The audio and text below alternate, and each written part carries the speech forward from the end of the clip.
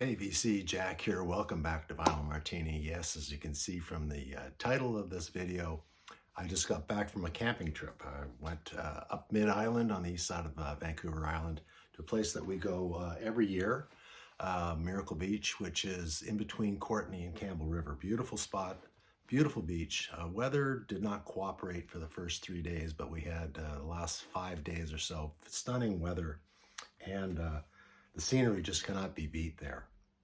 Anyways, who buys records when they're camping? Well, I do. I play golf, I go record shopping, amongst other things, and sitting on the beach and relaxing. But before I show you those records I got at Campbell River, my brother and sister were here for about 4 days before we went camping. So I have had a very, very busy summer so far. But my brother brought me some records, and I'll show you what he brought me. First of all is Grand Funk Railroad, Born to Die. I think this is the last record they did on Capitol Records before they enlisted the help of Todd Rundgren to do We're an American Band. This 1975 release. Record's in a little dusty shape, needs a good clean, but there it is, custom label, I guess.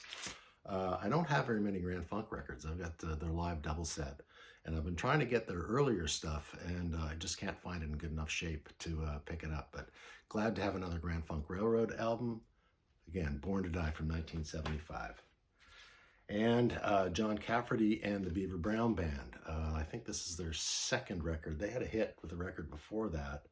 Gosh, I'm trying to think of the single off of that record, but it was a pretty big single. Kind of like the poor man's Bruce Springsteen, really. This is a so dark in here. I think this is a 1985 release. Yeah, 1985. It's called Tough All Over. And it is on Scotty Brother Records. Nice inner, pretty good shape. Looking forward to giving that a listen. And last, this was an early Michael McDonald record. This was released in 1982 on Arista Records, and these are his earliest recordings. I think the recordings of the singles are from 1972, and some previously unreleased tracks. The singles never went anywhere, but Michael McDonald, of course, from the Doobie Brothers, and he's worked with Steely Dan, and he's got a great voice, kind of middle of the road, but kind of soulful. I like some Michael McDonald, so looking forward to giving this a listen.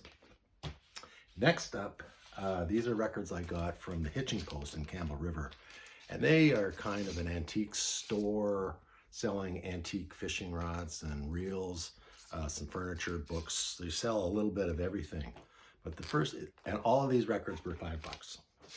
So first up, I got Status Quo, Pile Driver, and the reason I got this is my first Status Quo record, but it is a vertical swirl. Second vertical swirl in my collection. This is a British import, and it was released in, they don't have a date on here, 1973. Status Quo, massive in the UK, of course, but the record is a little beat up.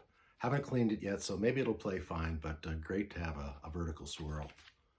Gatefold, great album cover. Love the hair. Next is Traffic on the Road, a double set. It's a live set, of course. Got the inner. And only 4 songs on here, I think. Steve Winwood's on guitar and guitar, piano. Roger Hawkins on drums. Jim Capaldi and Barry Beckett. And Viv was the tour coordinator. So, love Traffic. 4 songs are Low Spark of High-Heeled Boys, Shootout at the Fantasy Factory. Oh, God, I can't even read that. And Light Up or Leave Me Alone. Those are great songs, 4 great songs. I'll get the 3rd song for you on side 2, hopefully. Just patience, please. Sometimes I feel so uninspired is the first song on side 2. So 4 cuts, they're about 10 minutes each. What a great band Traffic was. So, Traffic on the Road. Another addition to my Traffic collection. Speaking of Traffic, Dave Mason solo. This is Let It Flow from 1977. Dave Mason was an integral part of Traffic for a while, and always easy to find Dave Mason albums for cheap, and great vocalist and guitar player. So Dave Mason, Let It Flow.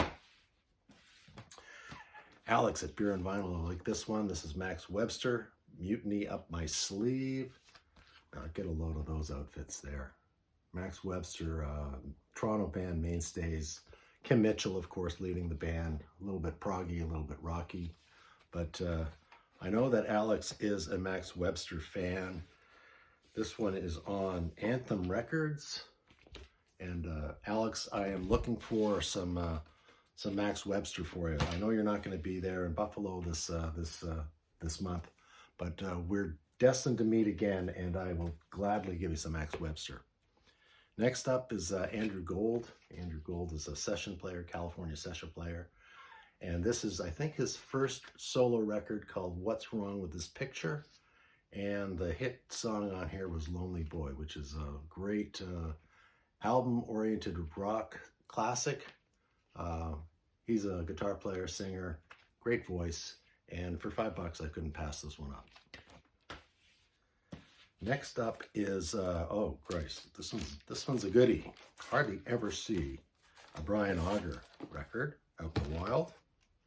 Everything's falling apart on me here. Brian Auger and the Oblivion Express, of course. It's called Happiness and Heartaches. Nice cover there. Inner, no inner, but it's on Warner's, so looking forward to giving that a spin. Brian Auger and the Oblivion Express. Yeah, Alex Liggerwood, Lennox Langton, Lenny White on drums, Jack Mills on lead guitar, and Clive Shaman on bass. Brian Auger's Oblivion Express. Had to grab this. Elvin Bishop, one of my favorite Southern rock stars, blues. He's got Johnny V. Vernaza, Michael Fly Brooks, Elvin Bishop, Phil Alberg, and Don Baldwin on drums. So this one is from Let's get the date on here. It's on Capricorn Records anyways. So it is 1975, and it is called Juke Joint Jump. It's a great Southern rock boogie. A little bit of soul music there. Elvin Bishop on Capricorn Records. And I don't see any hits on here. I don't recognize any of the songs, but that's okay. Elvin Bishop is always worthwhile picking up.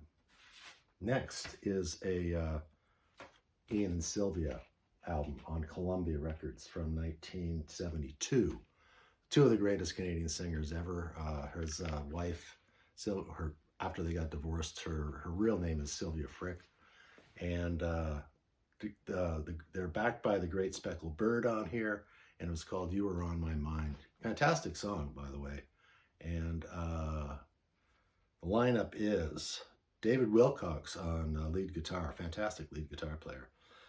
Jim Colgrove on piano, Jeff Gutchin, Steele and Dobro, Brian Keith, background vocals by the great Speckled Bird, and drums by N.D. Smart.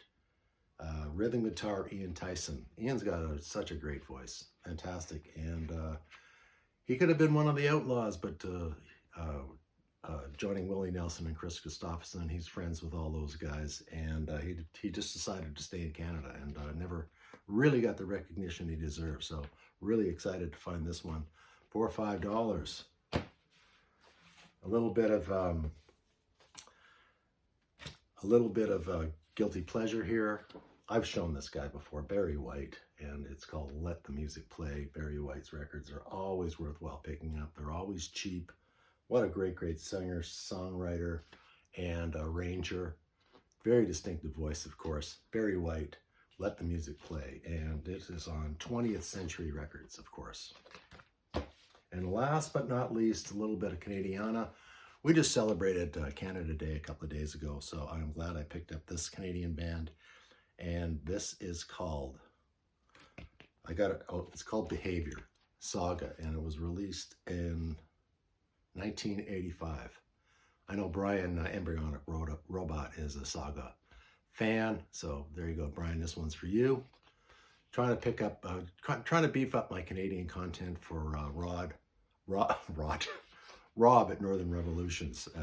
Anyways, Saga, the last record I'm going to show, and there you go.